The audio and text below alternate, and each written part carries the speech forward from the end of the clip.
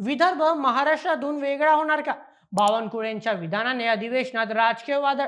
शिवसेना काँग्रेसच्या भूमिकांनी चर्चांना उधाण. सविस्तर सांगतो. मित्रांनो, पहिल्याच दिवशी वेगळा विदर्भ या जुन्या मागणीने पुन्हा एकदा राजकीय वातावरण तापवले आहे. सत्ताधारी पक्षाच्या एका ज्येष्ठ मंत्र्याने दिलेल्या एका विधानामुळे केवळ विरोधकच नाही, तर त्यांचे स्वतःचेच मित्र पक्ष त्यांच्या विरोधात उभे ठाकले आहेत. या एका विधानामुळे अधिवेशनातील मूळ कामकाजापेक्षा याच मुद्द्यावर आता लक्ष केंद्रित झाले आहे. तर काय आहे हा वाद?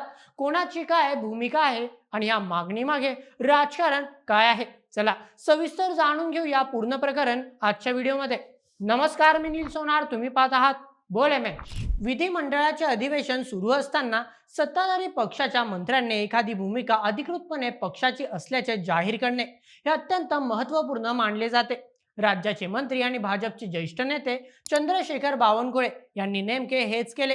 काँग्रेसचे विजय वडेट्टीवार यांनी वेगळ्या विदर्भाचा मुद्दा उपस्थित केल्यानंतर बावनकुळे यांनी हा मुद्दा काँग्रेसचा नसून भाजपचाच अजेंडा असल्याचे स्पष्ट केले. त्यांच्या दाव्यानुसार वेगळा विदर्भ हा भाजपच्या अजेंड्यातून कधीही बाहेर गेला नाही आणि पक्ष या दिशेने सातत्याने काम करत आहे. इतकेच नाही, तर मुख्यमंत्री देवेंद्र फडणवीस यांनीही वेगळ्या विदर्भाच्या बाजूने कायम भूमिका घेतली असल्याचे त्यांनी म्हटले आहे. चंद्रशेखर बावनकुळे यांनी आपल्या भूमिकेवर जोर देताना भाजपची भूमिका वेगळ्या विदर्भाचीच असल्याचे ठामपणे सांगितले. वेगळा विदर्भ हा काँग्रेसचा अजेंडा कधीच नव्हता, परंतु हा मुद्दा भाजपाचा आहे. वेगळा विदर्भ भाजपाचा अजेंडा आहे. या अजेंड्यावर आम्ही काम करत आहे, असं चंद्रशेखर बावनकुळे म्हणाले. भाजपची ही स्पष्ट आणि अधिकृत भूमिका समोर येताच त्याला पहिला आणि सर्वात मोठा विरोध त्यांच्या सरकारमधील मित्र पक्षाकडून म्हणजेच शिवसेनेकडून झाला आहे. एकाच सरकारमध्ये असताना मित्र पक्षाने जाहीर केलेल्या धोरणाला दुसऱ्या मित्र पक्षाने उघडपणे विरोध करणे हे सरकारमधील अंतर्गत मतभेदाचे स्पष्ट लक्षण आहे. बावनकुळे यांच्या विधानानंतर शिंदे सेनेचे मंत्री संजय शिरसाट यांनी वेगळ्या विदर्भाच्या मागणीला थेट विरोध करत विकासाचा पर्यायी मुद्दा समोर ठेवला. शिरसाट यांनी आपली भूमिका मांडताना काही महत्त्वाचे मुद्दे अधोरेखित केले. सर्वप्रथम विकासावर भर. राज्याचे विभाजन करण्यापेक्षा विदर्भाचा अनेक वर्षांपासून प्रलंबित असलेला विकासाचा अनुशेष भरून काढण्यावर लक्ष केंद्रित केले पाहिजे. त्यानंतर द्वितीय, सध्याचे प्रतिनिधित्व. विदर्भाला मुख्यमंत्री देवेंद्र फडणवीस, मंत्री बावनकुळे आणि इतर अनेक मंत्र्यांच्या रूपाने आधीच मजबूत राजकीय प्रतिनिधित्व मिळाले आहे. या सर्वांनी मिळून विभाजनाऐवजी विकासाकडे लक्ष द्यावे. त्यानंतर तृतीय, ऐतिहासिक उदाहरण.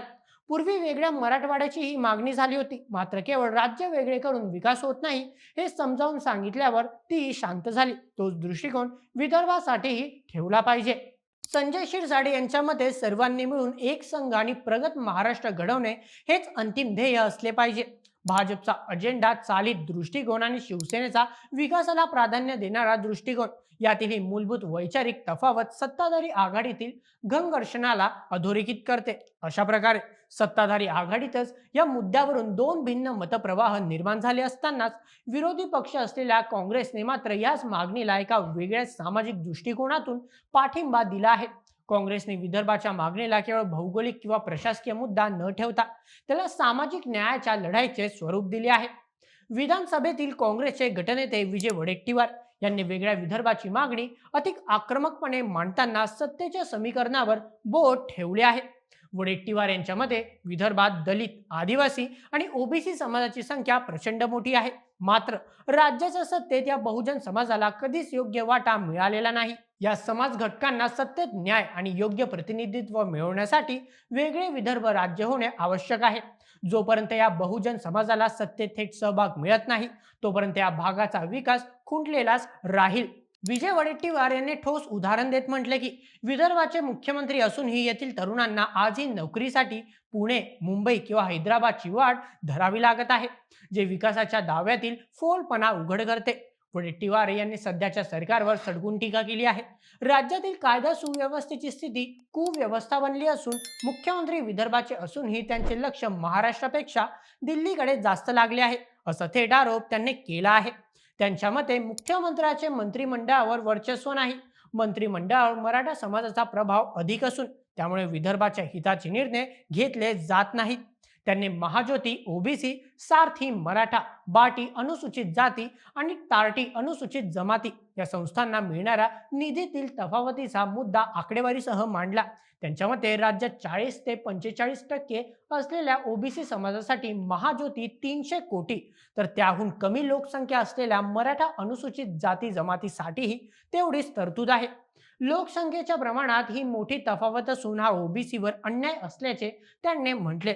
वडेट्टीवार यांच्या या भूमिकेमुळे वेगळ्या विदर्भाच्या मागणीला राजकीय वादासोबतच सामाजिक आणि आर्थिक अन्यायाची एक नवी आणि प्रभावी किनार लाभली आहे. मित्रांनो, नागपूर अधिवेशनाच्या सुरुवातीला समोर आलेले हे चित्र केवळ राजकीय मतभेदांचे नसून त्यामागे निवडणुका डोळ्यासमोर ठेवून आखलेली स्पष्ट रणनीती दिसते. ही मागणी राज्याच्या निर्मितीसाठी किती प्रामाणिक आहे यापेक्षा विदर्भातील आपापल्या राजकीय वोट बँकांना आकर्षित करण्यासाठी वापरली जाणारी एक प्रभावी साधन बनली आहे.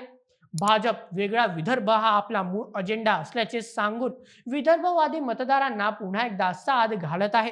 दुसरीकडे शिवसेना शिंदे गट अखंड महाराष्ट्र आणि विकासाचा मुद्दा पुढे करून आपली मूळ भूमिका कायम ठेवत आहे, जेणेकरून त्यांची पारंपरिक मतपेटी सुरक्षित राहील.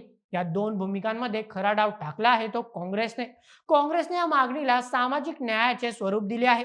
ओबीसी, दलित आणि आदिवासी समाजाला सत्तेतील वाट्याचे आश्वासन देऊन ते भाजपच्या विकासाच्या राजकारणाला सामाजिक सक्षमीकरणाच्या मुद्द्याने शह देत आहे.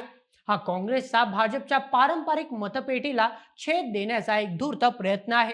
थोडक्यात, भाजपचा राजकीय इच्छाशक्तीचा दावा विरुद्ध काँग्रेसचा सामाजिक न्यायाचा लढा, अशी थेट लढाई या निमित्ताने सुरू झाली आहे. सत्ताधारी आघाडीतील ही उघडफूट त्यांच्या कामकाजावर आणि भविष्यातील राजकीय समीकरणांवर निश्चितच परिणाम करेल, यात काही शंका नाही. एकंदरीत वेगळ्या विदर्भाची मागणी पुन्हा एकदा राजकीय संघर्षाच्या केंद्रस्थानी आली आहे. प्रमुख राजकीय पक्ष आपापल्या भूमिकांवर ठाम आहेत, पण त्यांच्यात प्रचंड मतभिन्नता आहे. हा मुद्दा आता केवळ एका विधानापुरता मर्यादित न राहता हिवाळी अधिवेशनाच्या संपूर्ण कामकाजावर प्रभाव टाकण्याची शक्यता आहे. त्यामुळे सरकार या अंतर्गत आणि बाह्य दबावांना कसे समोर जाते याकडे संपूर्ण राज्याचे लक्ष लागलेले आहे. बाकी तुमचे काय मत या पूर्ण प्रकरणावर? तुम्हाला काय वाटतं? विदर्भ हा महाराष्ट्रापासून वेगळा व्हायला हवा की नको? तुमचे मत आम्हाला कमेंट्समध्ये नक्की कळवा आणि अशाच व्हिडिओसाठी सबस्क्राईब करा बोल एम एच आपल्या युट्यूब चॅनलला. धन्यवाद.